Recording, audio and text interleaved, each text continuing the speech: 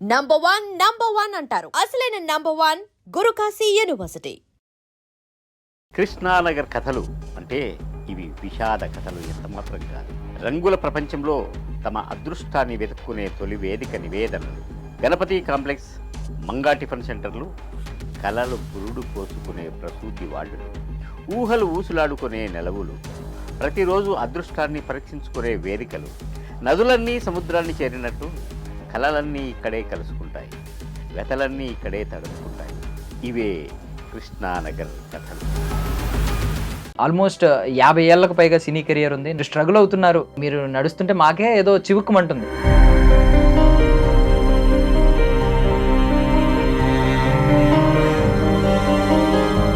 ఈ సినిమా మీద కానీ ఈ నటన మీద ఎందుకు అంత పిచ్చి? Love, affection, devotion, dedication, everything for sale. చిన్నప్పటి నుంచి నాటకాలు అంటే చాలా ఇష్టం, కానీ అప్పుడే 81లో సర్పంచ్గా గెలిచాను.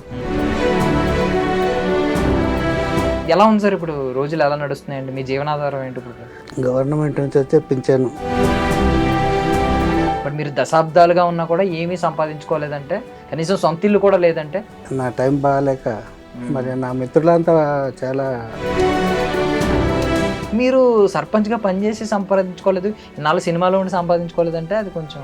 అవకాశాలు వచ్చినాయి కానీ పోటాపోటీగా డబ్బులు వస్తే ఖర్చులు, చదువులు, పిల్లలు.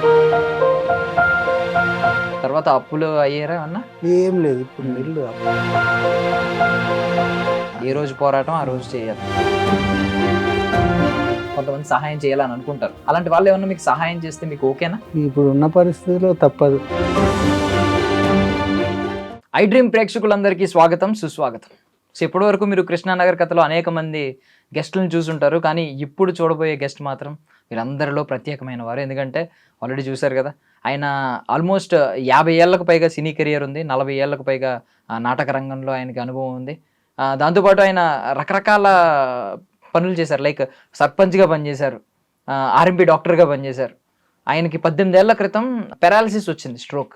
బట్ స్టిల్ 18 ఏళ్ళుగా ఏమన్నా సినిమా అవకాశం వస్తే ఆయన ఎక్కడ వెనకడుగు వేయట్లేదు. ఏ నాటికలో ఆయనకు అవకాశం వచ్చినా కూడా వెనకడుగు వేయకుండా ఆయన నటిస్తూ ఉన్నారనమాట. బికాజ్ ఆయనకి సినిమా అన్నా, నటన అన్నా, ఈ కళారంగం అన్నా అంత అభిమానం, అంత ప్రేమ, అంత పిచ్చి. సో ఆయన పేరే గోదూరి మురళి గారు. క్లియర్గా చెప్పుకోవాలంటే శివ సినిమాలో జేడి చక్రవర్తి గారితో పాటు ఈయన కూడా వన్ ఆఫ్ ద యాంటాగనిస్ట్స్ అనమాట. సో మాట్లాడేద్దాం. సార్ నమస్తే. నమస్తే సార్. సార్ మీకు మేము తల వంచి నమస్కరిస్తున్నాం. ఇటువంటి పరిస్థితిలో కూడా మేము అడగగానే ఇంటర్వ్యూకి వచ్చినందుకు thank you so much. So first of all ఏంటి సార్, ఎలా ఉన్నారు? బాగున్నాను సార్. ముందుగా ఐ డ్రీమ్ ప్రేక్షకులందరికీ నా నమస్కారం. సో ముందు మాట్లాడుకోవాలంటే మీరు నడుస్తుంటే మాకే ఏదోలా ఉంది. బట్ 18 ఏళ్ళుగా మీరు స్ట్రగుల్ అవుతున్నారు. మీరు నడుస్తుంటే మాకే ఏదో చివుక్కుమంటుంది గుండెలో. బట్ మీరు మాత్రం ఎవరైనా సినిమా అవకాశం ఇస్తానంటే వెళ్తున్నారు, ఎంత దూరమైనా వెళ్తున్నారు. ఏంటి సార్ అంత పిచ్చి, అంత ప్రేమ? ఈ సినిమా మీద కానీ ఈ నటన మీద ఎందుకు అంత పిచ్చి? నాకు చిన్నప్పటి నుంచి నాటకాలు అంటే చాలా ఇష్టం. 73లో నాటకాలు వేయడం స్టార్ట్ చేసిన. ఆ విధంగా వేస్తూ 81లో నాటకాలు, 100 నాటకాలు ఆ ఏరియా అంతా అందరికీ తెలిసేలా అయిన తర్వాత సినిమాల్లోకి వెళ్ళాలని కోరిక పుట్టి, కానీ అప్పుడే 81లో సర్పంచ్గా గెలిచాను. సర్పంచ్ కూడా 84 వరకు చేసి రిజైన్ చేసి 84లో మధుసూదన్ రావు గారి ఇన్స్టిట్యూట్, మధు ఫిల్మ్ ఇన్స్టిట్యూట్లో జాయిన్ అయ్యాను. సో మీ బ్యాచ్మేట్స్ ఎవరండి అప్పట్లో? ఆహుతి ప్రసాద్ గారు, శివాజీ రాజా గారు, రామ్ జగన్ గారు, సూర్య గారు, ఒక అక్క ఒక బావ, వీళ్ళంతా నాకు. శివ సత్యనారాయణ. సూపర్. సో తర్వాత మేము శివ సినిమా ఇప్పుడు తీసి మరీ ఆ సినిమా ఐకానిక్ సినిమా, మీకు బాగా తెలుసు. ఇప్పుడు ఆ సినిమా చూస్తున్నప్పుడు మొన్న గెస్ట్ వస్తున్నారని తెలిస్తే నేను ఆ సినిమాలో చూసి షాక్ అయ్యాను. సో అప్పుడు మీ వయసు ఎంత ఉంటుందండి? అంటే జేడి చక్రవర్తి గారు మీరు ఈక్వల్ వయసు కాదా? కాదు, మా ఇద్దరి మధ్యన దాదాపు 13-14 ఏళ్ళ తేడా ఉంటుంది. బట్ అప్పుడు ఇద్దరు కొంచెం సిమిలర్ గానే ఉంటారు, అంటే ఒకే గ్రూప్ లో ఉంటారు, ఏజ్ గ్రూప్ లాగా. అది నా అదృష్టం. మొదటి నుంచి కూడా నడిచే ఏజ్ కంటే, అంటే సంఖ్యాపరంగా ఓ 15 ఏళ్ళు తక్కువనే ఉంటుంది. అంటే బయోకానిక్ ఇది అన్నమాట. సో ఎంత సార్ ఇప్పుడు ఎంత ఉంటుందండి మీ వయసు? 75 నిండా, 76 నడుస్తుంది. 76 నడుస్తుంది. 75 కంప్లీట్ అయిపోయినాయి, 75 పూర్తయినాయి. స్టిల్ మీరు మాత్రం ఐ మీన్ మీలో జోష్ ఎక్కడ ఇంత కూడా తగ్గలేదు. ప్రకృతి సహకరించకపోయినా ఏం చేసినా మాత్రం మీలో ఆ ఉత్ప్రేరకం, దాన్ని ఏమంటారు, ఆ అగ్ని, ఆ బడబాగ్న అగ్ని అది ఎక్కడా చల్లారట్లేదు. బట్ ఎలా ఉంది సార్ ఇప్పుడు? రోజులు ఎలా నడుస్తున్నాయండి? మీ జీవనాధారం ఏంటి ఇప్పుడు? ఏముంది, గవర్నమెంట్ నుంచి వచ్చే పింఛను, గడప తడవ మా నుంచి కూడా సహాయం అందుతుంది. దాంతో గెటాన్ అవుతున్నా. చాలా ఇబ్బందిగా ఉంది ఇంతవరకు. అంటే నేను కమ్యూనిస్టు స్వతహాగా 70 నుండి. నేను సర్పంచ్ చేసిన, ఆర్ఎంపీ డాక్టర్ చేసిన, ఇది చేసినా మిగుల్చుకోలేదు, ఇల్లు కూడా కట్టుకోలేదు. ఇప్పుడు మొన్న ఏదో రేవంత్ రెడ్డి గారి గవర్నమెంట్లో ఇందిరమ్మ ఇల్లు వచ్చింది, దాని నిర్మాణం పనిలో ఉన్నా. సో స్వతహాగా సినిమా రంగంలో ఉన్న వాళ్ళు ఒక 10 ఏళ్ళు ఉంటేనే వాళ్ళ మీద మన అభిప్రాయం ఎలా ఉంటుంది అంటే వాళ్ళు సంపాదించుకుని ఉంటారు బాగా అనే అభిప్రాయం ఉంటుంది. బట్ మీరు దశాబ్దాలుగా ఉన్నా కూడా ఏమీ సంపాదించుకోలేదంటే, కనీసం సొంత ఇల్లు కూడా లేదంటే ఒక సామాన్యుడిగా ఉన్నట్టు. అది అంతే, నా టైం బాగాలేక. మరి నా మిత్రులంతా చాలా డెవలప్ అయినరు, నాకు కరెక్ట్ బ్రేక్ రాలేదు. ఫస్ట్ సినిమానే మార్షలోనే మంచి క్యారెక్టర్, కానీ అది సినిమా ఆడకపోవడం వల్ల తర్వాత కనక మహాలక్ష్మి రికార్డింగ్ డాన్స్, చెట్టు కింద ప్లేడరు, ఏప్రిల్ 1 విడుదల, వంశీ గారి సినిమాలు చేశాను. ఆ తర్వాత శివ చేశాను. అలా చేస్తూ టైం వచ్చే టైంకే పడాల్సి వచ్చింది. ఆ టైంలో మీకు అవకాశాలు బాగుండేయండి? కరెక్ట్గా ఉండేది. ఈ స్ట్రోక్ రాకముందు ఏదో ఖాళీగా ఉండేవాడిని కాదు. పిల్లల చదువులు, పెళ్ళిళ్ళు అన్నీ చిన్నగా వెళ్ళదీసిన. సో నార్మల్గా అంటే ఒక చూసే వ్యక్తిగా, ఒక ఆడియన్గా మాట్లాడుతున్నాను. మీ జీవితం ఏమీ పూలబాట కాదు, మొత్తం ముళ్ళ దారిలా ఉంది. అంటే ఈవెన్ మీరు బొట్టు పెట్టుకుని వచ్చారు అంటే మీకు దేవుడి మీద ఏం కోపం రాలేదా? ఏంటి నేను నా జీవితం బాగున్నప్పుడు నాకు ఏంటిది నాకు, మీరు అది రాసుకొచ్చారు స్టేట్మెంట్ కూడా, ఐ సా దట్, కర్మ అంటుందంట, నేను చూశాను అని చెప్పి. మరి ఏంటి కర్మ ఫలితం ఇదేంటి ఇవ్వడం ఏంటి? నేను నా జీవితం బాగా సాగుతున్నప్పుడు నాకు ఇలాంటి జీవితం రావడం ఏంటి? సడన్గా ఈ స్ట్రోక్ రావడం ఏంటి? తర్వాత ఇదంతా పడిపోవడం ఏంటి? ఇన్నాళ్ళు నాటక రంగంలో, కళారంగంలో ఉన్న వాళ్ళని మనం ఆరాధిస్తూ ఉంటాం, అభిమానిస్తూ ఉంటాం. అలాంటి రంగంలో ఉన్న మీరు రూపాయి సంపాదించుకోకపోగా, ఒక సామాన్యుడు సంపాదించుకున్నది కూడా సంపాదించుకోకపోగా మళ్ళీ ఇదొకటి, ఈ స్ట్రోక్ రావడం. మీరు ఎప్పుడు ప్రశ్నించరా? దేవుణ్ణి ప్రశ్నించడం, ఈ కాలాన్ని ప్రశ్నించడం? దేవుణ్ణి నమ్మను నేను సాధారణంగా. నేను గుడికి వెళ్ళడం, పూజ చేయడం. ఇది బొట్టు అనేది ఏంటంటే పెట్టుకుంటే ఏదో అట్రాక్షన్ లాగా కనబడుతుంది, ఫేస్ అని పెట్టుకుంటా అంతే తప్ప దేవుని కోరకు కాదు. ఇకపోతే నేను శ్రమని నమ్ముకుంటా. శ్రమనే దేవుడు, పనే దేవుడు నా ఉద్దేశం. ఆ షర్ట్ కావాలని వేసుకుంటున్నారండి? చూసి ఆ స్టేట్మెంట్ చూసి వేసుకున్నారా? సాధారణ కర్మ. బట్ మీరు ఇప్పటికీ ఇలా నవ్వుతూ ఉండడం నిజంగా మీరు చాలా మంది జీవితాలకి నిజంగా ఒక ఇన్స్పిరేషన్. చిన్న చిన్న కష్టాలు వస్తేనే సూసైడ్ చేసుకునే రకాల వాళ్ళని చూస్తున్నాం మనం. యూత్, టీనేజ్లో ఉన్న వాళ్ళు చచ్చిపోతున్నారు, కొంచెం వయసు వచ్చిన వాళ్ళు చచ్చిపోతున్నారు. మొన్న మీడియాలో ఉన్న ఆమె కూడా చనిపోయారు సూసైడ్ చేసుకుని. అంటే చిన్న చిన్న కష్టాలు అని మనం అనలేము, బట్ మీలాంటి వాళ్ళని చూసి అట్లీస్ట్ ఇన్స్పైర్ అయ్యి జీవితం ఎలా ఉన్నా మనం పోరాడడానికి మనం ముందుకెళ్ళాలి, ఎదురు ఈదాలి అనే ఒక ఇన్స్పిరేషన్ ఇస్తున్నారు మీరు. నిజంగా సూపర్ సార్ అసలు. Thank you. So first of all మీరు శివ సినిమా అయితే మాకు బాగా తెలుసు. అసలు ఈ 150కి పైగా చిత్రాలు చేసుకుంటారు కదా, వీటిలో ఎవరెవరితో కలిసి నటించారు? నేను ఎవరినైతే చూసి ఇండస్ట్రీకి వచ్చానో చిరంజీవి గారిని, ఒక చిరంజీవి గారు తప్ప అందరితో చేశాను. పవన్ కళ్యాణ్ గారితో 4 సినిమాలు. ఏంటి సార్? ఖుషి చేశాను, జానీ చేశాను, గుడుంబ శంకర్ చేశాను. జానీకి 4 స్క్రిప్ట్ రైటర్ దానికి పనిచేసిండ్రు, అన్న నేను ఒక్కరిని. జానీ స్క్రిప్ట్ రైటింగ్ లో మీరు ఉన్నారు? ఓకే. అంటే పవన్ కళ్యాణ్ గారి దగ్గర, పవన్ కళ్యాణ్ టీం వర్క్ అన్నప్పుడు జరిగింది కదా, 2 ఏళ్ళు చేసిన ఆయన దగ్గర, ఆయనతో పాటు ప్రయాణం. చేసినా కానీ ఇక అప్పుడు ఆ సినిమా ఆడకపోగానే ఇక మళ్ళీ ఎక్కడ వాళ్ళం అక్కడ అనుకున్నారా అసలు ఆ సినిమా ఆ టైంలో దాని మీద అంచనాలు విపరీతంగా ఉన్నాయి, సడన్ గా ఆ సినిమా ఆడకపోవడానికి కారణం ఏంటంటారు? ఇక కారణం అంటే ఇక మీకే తెలియాలి. సో ఇవి చేశారు. ఇంకెవరితోనండి? ఎవరితో? పవన్ కళ్యాణ్ గారు తర్వాత ఎప్పుడన్నా కలిసారా ఈ స్ట్రోక్ వచ్చిన తర్వాత లేదు, గానీ? కలవాలి. నేను కలవాలి, నాకు ఇష్టం ఉండదు. ఇలా ఆ పవన్ కళ్యాణ్ గారిని కలవలేదు. నేను వెంకటేష్ గారితో చాలా సినిమాలు చేశాను, నాగార్జున గారితో చాలా సినిమాలు, కృష్ణ గారితో చేశాను, రాజేంద్ర ప్రసాద్ గారితో చేశాను, శ్రీకాంత్ గారితో చేశాను. శ్రీకాంత్ గారు అయితే మా ఇన్స్టిట్యూటే. అవునా? ఓకే. అంటే మీకు సీనియర్ అండి? జూనియర్, చాలా జూనియర్. నేను మద్రాసు వెళ్ళినే మళ్ళీ తిరిగి వచ్చిన తర్వాత ఆయన ఇన్స్టిట్యూట్లోంచి బయటకు వచ్చాను. 8 ఏళ్ళు గ్యాప్ ఉంటుంది. సో ఇప్పుడు చిరంజీవి గారితో తప్ప అందరితో నటించేసాను అంటున్నారు. అందరితో almost. నటించాను. చిరంజీవి గారిని ఎప్పుడన్నా కలిసారా? అసలు ఎందుకు అది పాసిబుల్ అవ్వలేదు మీ ఇద్దరు కాంబినేషన్? అదేమో మరి కలవలేదు, అసలు మాట్లాడలేదు. ఇప్పుడు అసలు ఒకసారి కూడా కలవలేదు. కలవలేదు, మాట్లాడలేదు. ఎందుకంటారు? అంటే మీరు ఎప్పుడు ప్రయత్నించలేదు, అది నేచర్ కలపాలి అని అనుకుని ఉంటారు, అదే. అంతేనా? ప్రకృతి కలపాలి మమ్మల్ని అనుకుని ఉంటారు, కలవలేదు. బట్ ఇప్పుడు రాబోయే సినిమాల్లో ఏదైనా ఒక అవకాశం వస్తే, ఏదో ఒక చిన్న రోల్ వస్తే చిరంజీవి గారి దానిలో, అంటే మీ అభిప్రాయం ఏంటి? ఇంకా ఏమన్నా ఉందా మైండ్ లో? ఒకసారి నేను చనిపోయే వరకు చేస్తూనే ఉంటా.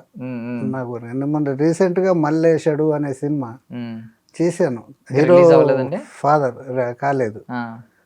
చాలా మంచి క్యారెక్టర్, ఇంకా రిలీజ్ కాలేదు.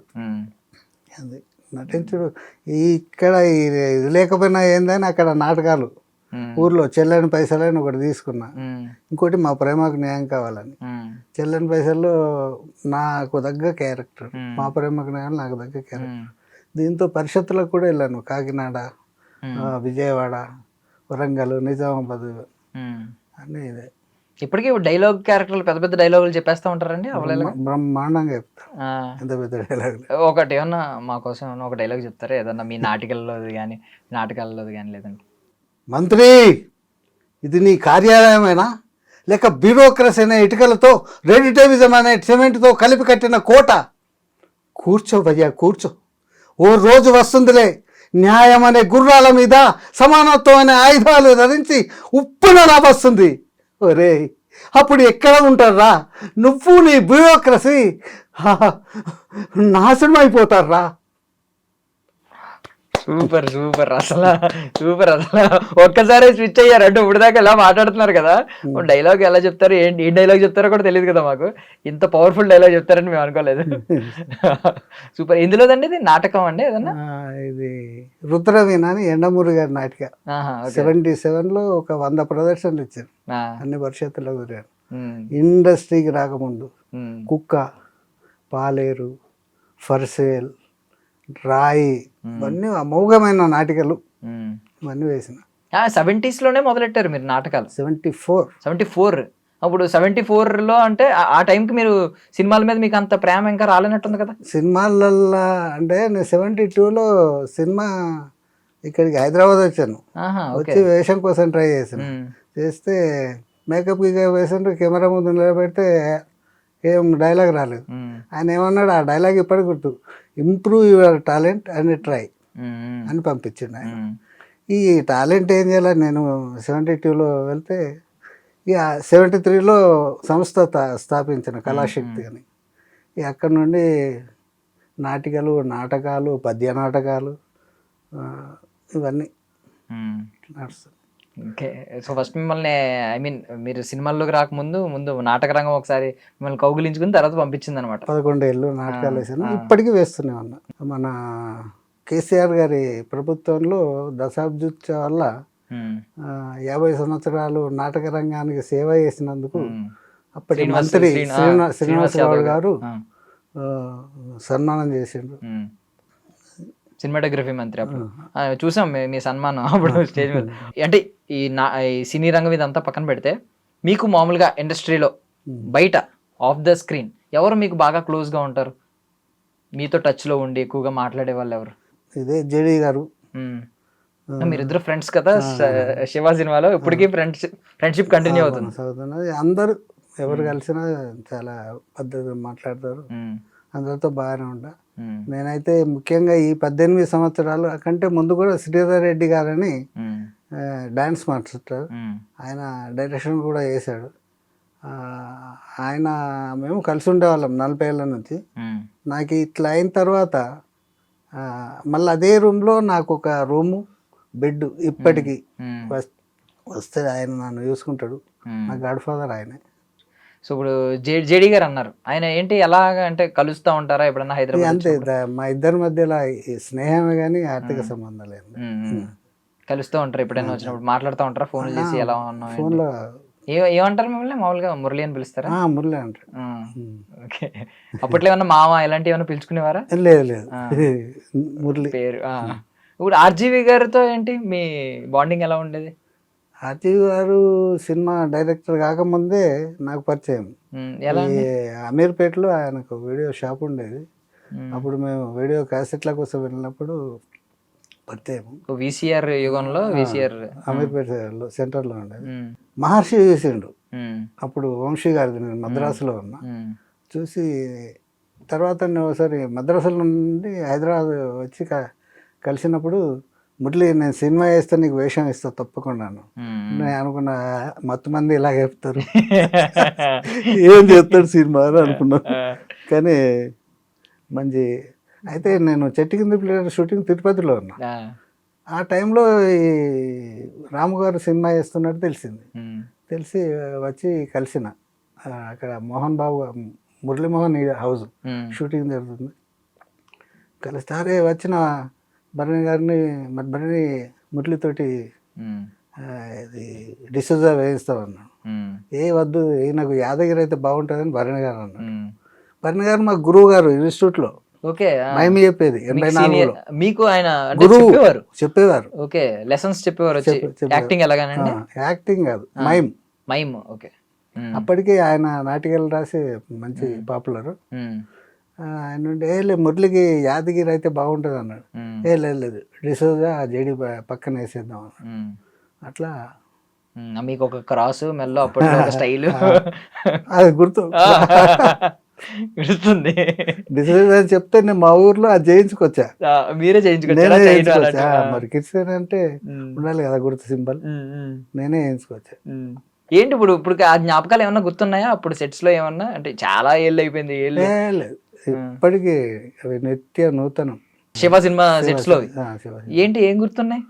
ఆఫ్ ద కెమెరా ఏమన్నా జరిగినాయి మీ మధ్య? ఏం లేదు, మధ్యలో గొడవలు? ఫీల్డ్ లో మాత్రం సిన్సియర్. ఫీల్డ్ లో సిన్సియరే, బయట సిన్సియర్. కాకపోతే ఇక అందుకోసం ఎవరైనా కానీ మురళి జాగ్రత్తగా మాట్లాడతారు. జోకులు చేసుకుని ఇప్పుడు ఉత్తేజ్ భాయ్ ఉన్నాడు, ఆయన మొదలు మీరు అంటాడు, తర్వాత బావ అంటాడు, తర్వాత అరెవరు అంటాడు. ఇప్పుడు జడిని ఇంట్రడ్యూస్ చేసింది ఆయన. ఓకే. ఉత్తేజ్ అట్లా. సో బాగా క్లోజ్ అనమాట ఉత్తేజ్ గారు కూడా. ఉత్తేజ్ మన కృష్ణవంశీ గారు ఆయనకి అసోసియేట్ శివకి. శివనాగేశ్వరరావు కో. అంటే నేను ఆ ఫొటోస్ లో చూసా, పాత ఫొటోస్ లో కృష్ణ వీళ్ళందరూ కలిసి ఉంటారు అనమాట. కృష్ణవంశీ గారు, తేజ గారు కెమెరా అసిస్టెంట్, నెక్కర్లు వేసుకొచ్చి. అవును అవును. రసూల్ గారు నెక్కర్ వేసుకొచ్చేది దానికి కెమెరా. గోపాల్ రెడ్డి గారి రిలేటివ్ రసూల్ గారు. అప్పటికే నిజంగానే రామ్ గోపాల్ వర్మ గారు ఒక విద్వాంసం లాగా ఉండేవారా సెట్స్ లో? తర్వాత ఆ యాటిట్యూడ్ ఏమన్నా వచ్చిందా? లేదు, అప్పుడు చాలా సిన్సియర్ గా ఆయన గోపాల్ రెడ్డి గారికి ఇలా అని చెప్పేవారు. ఆయన ఇంటెన్షన్ అర్థం చేసుకుని లెన్సులు ఈ లెన్స్ అది కాదు డైరెక్షన్. మామూలు సీన్ థీమ్ ఏంటి, నాకు ఇది కావాలి, మూడ్ ఎలా ఉండాలని చెప్పేవారు. ఇలా కొడితే ఈ పెదు పగిలిపోవాలి అని చెప్తే ఇక మిగతా అంతా గోపాల్ రెడ్డి గారు చూసుకున్నారు. ఎప్పుడు తర్వాత ఎప్పుడన్నా రామ్ గోపాల్ వర్మ గారిని కలిసారా ఎప్పుడన్నా? మధ్యలో చాలాసార్లు కలిసిన. లాస్ట్ అంటే 25 years ఫంక్షన్ అయింది అన్నపూర్ణ స్టూడియోలో. అది జరిగి కూడా ఇప్పుడు 10-15 ఏళ్ళు అవుతుంది. అప్పుడు కలిసారు ఇంకా లాస్ట్? అప్పుడు కలిసాను. సో మీకు ఎంతమంది అండి, అంటే ఫ్యామిలీ పిల్లలు ఎంతమంది? 2 అమ్మాయిలు బాబు. 2 అమ్మాయిలకు పెళ్ళిళ్ళు అయినాయి, వాళ్ళ కూతుళ్ళు. పెద్ద అమ్మాయి కూతురుకి 2 కూతుళ్ళు. ముని మనవరాలు. బాబు ఇక్కడనే పని చేస్తాడు హైదరాబాద్లో. కానీ వాడి ప్రైవేట్ జాబ్ చేస్తుంటాడు. ఇక పోటీ వానికే అరిపోదు. అది అంటే ఏం చేసేవారు బాబు? బాబుని కూడా ఇందులోకి సినిమా ఫీల్డ్ లోకి తీసుకొచ్చారా? కాదు ఇక వాడు ఇంటర్మీడియట్ అయిన తర్వాత ఇక్కడ తెలుగు యూనివర్సిటీలో జాయిన్ చేసిన. జాయిన్ చేస్తే అలా అలా అలా ఎంఫిల్ దాకా వెళ్ళండి. ఎంఫిల్లో 2 గోల్డ్ మెడల్ వచ్చినాయి. తెలుగు లిటరేచర్ అండి? తెలుగు లిటరేచర్. వాడు ఒక బుక్ కూడా రాసిండు కర్నూలు నాటక రంగం గురించి. దాని మీదనే 2 గోల్డ్ మెడల్ వచ్చినాయి. ఓకే, బుక్ ఆయన రాసిన పుస్తకం మీద. ఏంటి పేరేంటండి ఆయన? కరీంనగర్ జిల్లా నాటక రంగం. దాని బుక్ పేరు ఏంటి? మీ అబ్బాయి పేరు ఏంటండి? జేవీర్. జేవీర్. Okay okay. ఇప్పుడు ఆయన ఏదో ప్రైవేట్ జాబ్ చేసుకుంటున్నారు ఏదో. ఆయనది పాపం ఆయనకి సరిపోతుంది. మొన్న అంటే మధ్యలో ఒక సంవత్సరంన్నర బాగానే ఉండింది. కేటీఆర్ గారు ఉన్నప్పుడు డిజిటల్ మీడియాలో సెక్రటరియట్లో తీసుకున్నాడు. రేవంత్ రెడ్డి గారు వచ్చిన తర్వాత కూడా 1 year పని చేసిండు. ఏదో సమ్ ఇక ఇష్యూలో తీసేసిండు. ఇప్పుడు మళ్ళీ ప్రైవేట్లో చేస్తాడు. అంటే ఇప్పుడు ఎన్నాళ్ళు అయిందండి పెళ్ళిళ్ళు చేసి? ఇప్పుడు అంటే ఒకరు ముని మనవరాలను ఎత్తారంటే 90s ఒకరిని, ఒకళ్ళను 2005లో ఒకరికి, చిన్న అమ్మాయికి. సో ఆల్మోస్ట్ బాధ్యతలన్నీ అప్పుడు తీర్చేసుకున్నారు. తర్వాత అప్పులు అయ్యారా అన్న? ఏం లేదు ఇప్పుడు నిల్లు, అప్పులు ఏం లేవు, నిల్వ 1 రూపాయి లేదు. అది పోటీగా వెళ్ళే తీసుకున్నా. ఏ రోజు పోరాటం ఆ రోజు చేయాల్సిందే. అదే అంటే మీకు ఇప్పుడు అవకాశాలు ఏం వస్తున్నాయి అసలు? జనరల్ సినిమాల్లో మీకు తగ్గ క్యారెక్టర్ ఎవరైనా తెలిసిన వాళ్ళు రాస్తున్నారా? అంటే మీ పరిచయస్తులు రాస్తున్నారా? నార్మల్గా ఎవరైనా బయట వాళ్ళు కూడా పిలుస్తున్నారా? ఈ బయట వాళ్ళు తక్కువనే. అదే మన చౌదరి గారు అప్పుడు 4 సీరియల్లో ఇచ్చాడు వేషాలు. ఇప్పుడు లేదు, ఏం లేదు. కొంచెం లాంగ్ రన్ సీరియల్స్ ఎవరు రాయట్లేదు అంటే ఎక్కువ క్యారెక్టర్ ఉండేది, ఎపిసోడ్లు ఉండేది. లేదు లేదు, అదే 12 వరకే, 2012 వరకే సీరియల్స్. మళ్ళీ తర్వాత అంతకుముందు పొలిటికల్గా కానీ ఇప్పుడు మనం బతుకుతాం. అంటే సర్పంచ్ గా పనిచేసిన వాళ్ళ మీద ఒక అభిప్రాయం ఉంటుంది. ఇప్పుడు ఎవరైనా పొలిటీషియన్స్ మీద ప్రజలకు ఉండే అభిప్రాయం, అంటే మేము అలా ముద్ర వేయట్లేదు కానీ అభిప్రాయం ఏంటంటే వాళ్ళు సంపాదించుకుంటారు బాగానే అని. మీరు సర్పంచ్ గా పనిచేసి సంపాదించుకోలేదు, ఇన్నాళ్ళు సినిమాలో ఉండి సంపాదించుకోలేదు అంటే అది కొంచెం మాకు సినిమాలు అంటే సరైన అవకాశాలు వచ్చినాయి కానీ పోటాపోటీగా డబ్బులు వస్తే ఖర్చులు, చదువులు, పిల్లలు చదువులు ఇవన్నీ వెళ్ళినాయి. ఇక రాజకీయం అంటే నాది స్ట్రేట్ ఫార్వర్డ్ ఇప్పటికి కూడా. అది ఎందుకు మీకు కమ్యూనిస్ట్ భావజాలాలు ఎందుకు వచ్చినాయి మీకు అసలు? ఇక ఉన్న అక్కడి పరిస్థితులతోని నాకు అటువంటి నిర్ణయం తీసుకున్నా. అంటే మా కమ్యూనిటీ వాళ్ళు చాలా తక్కువ. వేరే కమ్యూనిటీ వాళ్ళు డామినేషన్ చేస్తే, మా ఊర్లో జాగీర్దార్ ఉండే, అంటే మీ రంగస్థలం లాగుంటుండే 70లో, చెప్పులు చేతులు పట్టుకొని నడవడం, అలాంటి సిచ్యువేషన్ నా టైంలో. నాకు ఎదురుదెబ్బ తగిలింది. తెలితే ఇంటర్మీడియట్ టైంలో కమ్యూనిస్టులు అయ్యాను. ఇక అక్కడ నుండి మీటింగ్లోకి వెళ్ళడం, ఊర్లో మీటింగ్లు పెట్టడం. మా కమ్యూనిటీ 4 ఏళ్ళకి ఎవరు భయపడతారు?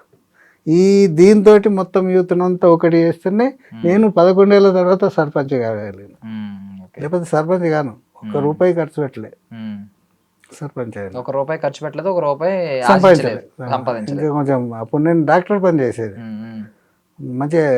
అది కూడా గవర్నమెంట్ హాస్పిటల్ లాగే. అది చదువుకున్నారు, దానికి ఆర్ఎంపీ తగ్గ చదువు చేశారా? కాదు, ఇంటర్మీడియట్ అయిన తర్వాత ఏం చేయాలో అర్థం కాక ఒక డాక్టర్ గారి దగ్గర ఉండి 1 year ప్రాక్టీస్ నేర్చుకొని పెట్టిన. సో మీరు అంటే ఒక థింగ్ ఏంటంటే, మీరు ఇది 3rd floor లో ఉంది మన ఆఫీసు, మీరు కింద నుంచి నడుచుకుంటూ వచ్చారు, ఎక్కడ సహాయం ఎవరిది అడగట్లేదు, మీరు చాలా ధైర్యంగా నడిచి వస్తున్నారు. నాకు డౌట్ వచ్చింది, పైదాకా బాగానే రాగలరా లేదని. మీరు ఈ 18 ఏళ్ళ జర్నీ చెప్తుంటే నాకు అసలు మీకు ఇది ఫరకే పడదు అసలు. మీకు మీరు ఏం ఆశిస్తున్నారు అసలు జీవితంలో? అంటే ఇంకేం చేద్దాం, మనకి ఏం చేద్దాం, ఎవరైనా అవకాశాలు ఇస్తే ఏం చేద్దాం, అలా ఉంటుంది కదా ఒకటి మైండ్లో. ఎవరు ఏ అవకాశాలు ఇవ్వాలని కోరుకుంటున్నారు? నేను నటించడానికి అవకాశాలు ఇస్తే చాలు, చచ్చిపోయే వరకు చేస్తా అంతే. నేను బతకగలుగుతాయాలి. మీకు అసలు రెమ్యూనరేషన్ ఎలా ఇస్తున్నారు ఇప్పుడు ప్రజెంట్? ఈ సిన్ ఒక్కో విధంగా ఇచ్చేది. ఇప్పుడు సీరియల్ చేసినప్పుడు డైలీ 3000 ఇచ్చేది. సినిమాలు గుండెమ శంకర్ అయితే 1,00,000 కొన్ని రోజుల వరకు అయితే. ఇట్లా ఎప్పుడు డిమాండ్ చేయలేదు, వాళ్ళు ఎంత ఇస్తే అంత. మా కోసం అంటే ఇప్పుడు ఎమోషనల్ సీన్ ఏమైనా చేయగలరా? అంటే మీరు ఇందాక ఎమోషన్ అంటే పవర్ఫుల్ డైలాగ్ కూడా చెప్పారు, అవతలకి వార్నింగ్ ఇచ్చేది. అదే ఒక కొంచెం ఎమోషనల్ సీన్ ఏమైనా మీరు బాధపడుతూ love, affection, devotion, dedication, everything for sale.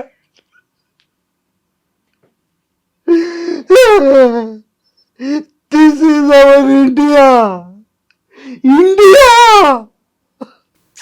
Super super super. ఆ కళ్ళలో నీళ్ళు తిరిగి విత్ ఇన్ సెకండ్స్ ఒక 2-3 సెకండ్లో కళ్ళల్లో నీళ్ళు తిరిగేలా చేశారు. మాకు తిరుగుతున్నాయి చూస్తుంటే. సూపర్, అద్భుతమైన నటులు మీరు. ఎందుకంటే మీ జర్నీ కావచ్చు, ఇకపై మీరు చేయగలిగే సత్తా మీకు ఇంకా ఉంది. అవకాశాలు మాత్రం కొద్దిగా ఉన్నాయి. మీకు అద్భుతమైన అవకాశాలు రావాలని మనస్ఫూర్తిగా కోరుకుంటున్నాను.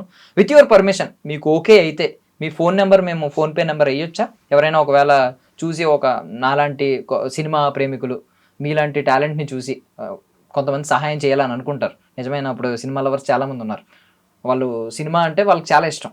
సో సినిమా వాళ్ళని కూడా వాళ్ళు ఆరాధిస్తూ ఉంటారు, అభిమానిస్తూ ఉంటారు. అలాంటి వాళ్ళు ఏమన్నా మీకు సహాయం చేస్తే మీకు ఓకేనా? ఇప్పుడు ఉన్న పరిస్థితిలో తప్పదు, ఇష్టం లేని పనే. కానీ ఈవెన్ అంటే మీకు మామూలుగా చాలామంది మీకు తెలిసిన వాళ్ళే బోల్ మంది ఉన్నారు సినిమాలో. వాళ్ళ ఎవరి దగ్గర మీరు ఏ సహాయం ఆర్జించలేదు, అవును, కోరుకోలేదు. వాళ్ళ దగ్గర ఏ సహాయం కోరుకోలేదు. ఒక్క మా శ్రీధర్ రెడ్డి గారి దగ్గర ఉండడం తప్ప నేను ఎవరిని ఏది ఆశించలేదు. ఊళ్ళో కూడా ఇంతవరకు ₹1 ఎవరిని అడగలేదు. కానీ ధైర్యం అయితే ఉందా? ఎలాగైనా వస్తాయి, నాకు మంచి అవకాశాలు వస్తాయని ఒక ఆశాభావం. నాకు మన చేదర్ గారు అప్పుడు సీరియల్ ఇచ్చినప్పుడు నడవడం రాదు, మాట లేదు. అయినా కానీ ఆయన పెద్ద క్యారెక్టర్ ఇచ్చి 2 years చిన్నారి, అది మామూలు విషయం కాదు. అప్పుడు కెమెరా ముందు 1 second నిలబడాలంటే కష్టం ఉండే. ఆయన ఎందుకు ఇచ్చిండు మరి, అది దేవుని దయ. అట్లా 4 డైలీ సీరియల్ ఆయన ఇచ్చిండు.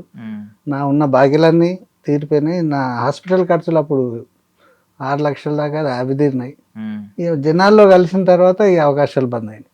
మెడికల్ ఖర్చులు ఏమైనా ఉంటాయండి మీకు మంత్లీ? ఉంటాయి. ఎంతవరకు ఉంటాయి? మా మిస్సెస్కు నాకంటే 2,000. పెన్షన్ ఎంత వస్తుంది మామూలుగా? 4,000. ఇంకా మెడికల్ ఖర్చుల వరకు సరిపోతుంది అంతే. అంతే, 2,000 పోతే 2,000 తోటి సరిపోతుంది. పల్లెటూరు కదా, కాస్ట్ ఆఫ్ లివింగ్ తక్కువనే ఉంటుంది. బియ్యం, రేషన్ బియ్యం వస్తాయి, ఏం పెద్ద ఖర్చులే ఉండేవి. ఇప్పుడు అదే ఇల్లు విషయమే కొంచెం నాకు తటపడాయించినట్టున్నది. ఇల్లు కట్టుకోవాలని అనుకుంటున్నారు.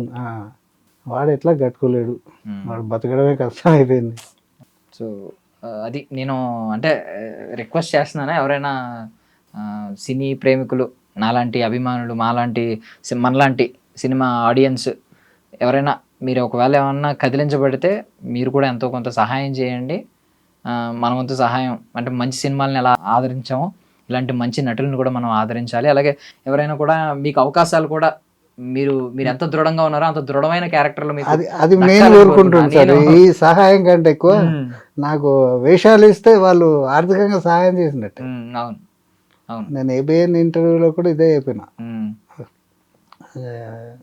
నాకు అవకాశాలు ఇస్తే ఇక నాకు అసలు 1000 ఏనుగుల బలం వస్తుంది కదా వేషం తీస్తే. అది చేస్తే డబ్బులు వస్తాయి.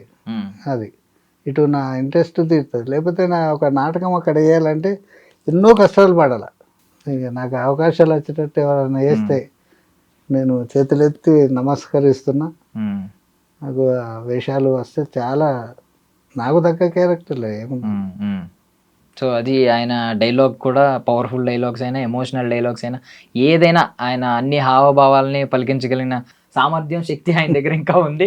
సో బలమైన క్యారెక్టర్లు, దృఢమైన క్యారెక్టర్లు ఆయనకి రావాలని మేము కూడా ఐ డ్రీమ్ తరపు నుంచి మనస్ఫూర్తిగా కోరుకుంటున్నాం. ఎవరైనా ఆస్పైరింగ్ డైరెక్టర్స్ కావచ్చు, ఫిల్మ్ మేకర్స్ కావచ్చు, కొత్త వాళ్ళు, పాత వాళ్ళు, జెన్యున్గా ఇలాంటి వాళ్ళకి మీరు అవకాశాలు ఇవ్వాలని మేము కోరుకుంటున్నాం, రిక్వెస్ట్ చేస్తాం. థ్యాంక్ యూ సో మచ్ అండి, మీ విలువైన సమయాన్ని మాకు ఇచ్చినందుకు. Thank you. ఐ డ్రీమ్ ప్రేక్షకులకు నమస్కారం.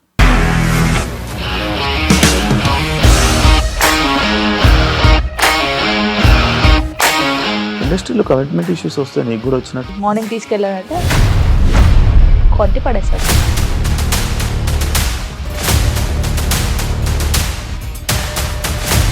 ఒక్కళ్ళు కూడా చూడలేదు ఈ సినిమా అని చెప్పడానికి కూడా చాలా ధైర్యం కావాలి. అది నిజం కదా, దాంట్లో ధైర్యం ఏంటి? ఇది నెక్స్ట్ డే ప్లేట్ మార్చేస్తే తప్పు కదా. As of now we are comfortable this అని నేను అనుకుంటున్నాను. రష్మిక గారిది మీది ఒకే ఊరంట కదా? నీకు కోపం వచ్చిందంటే బాగా తిట్టేత్తరా? తిట్టేద్దామండి. నిజంగా గేమ్ ని ఎలా చేంజ్ చేయగలిగారు? ఏపీఎస్ఎఫ్సి వాళ్ళకి 6 నెలల్లో నేను 6 లక్షలు కట్టా. బిజినెస్ చేయాలనుకుంటే it is as difficult as riding a tiger.